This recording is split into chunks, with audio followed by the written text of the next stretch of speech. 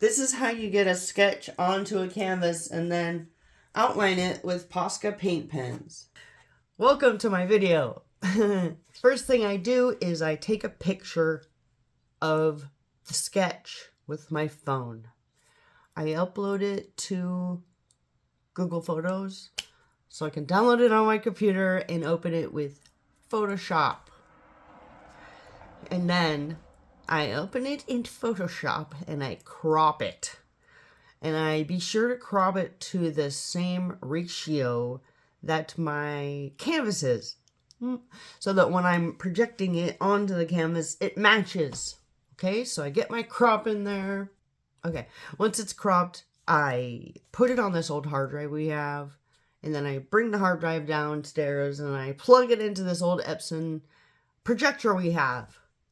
Okay, using FireWire to USB. And then I go into the hard drive, I find my picture, I project it onto the canvas, and then I proceed to sketch it. The one thing to remember is when I'm sketching it, is I just sit off to the side so that I'm not actually being hit by the light. Pew, pew, pew, pew, pew, pew, pew.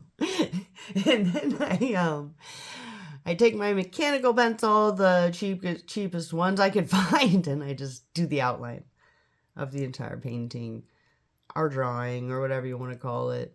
I do it pretty exact to the original sketch because I liked the original sketch. So that's what I keep it to. You'll find people who will like resist this hecka hard and they'll say, oh, you should have done a grid. Well, if you know how to do a grid and you've done 100 grids, you've accomplished that skill set, and it's okay to use a projector to save time. I use it all the time when I'm doing commissions to save hours and hours of sketching and erasing and second guessing myself. So this is totally cool to use a projector and put your art onto a canvas. I do the sketch, I cover it in fine tip Sharpie, and then I erase all the extra pencil that I can off of the canvas. That's the part that I really wanted to get in there, so there's no kind of mistakes showing anymore or ideas. Okay, I erase all that, and then I gesso it. Why do I gesso it? It makes it so clean and white again. And then the Sharpie seeps through the gesso, so you have this nice little clean outline that's just there for you to do your Posca paint pen over. So I grab my Posca paint pens. This is the next phase.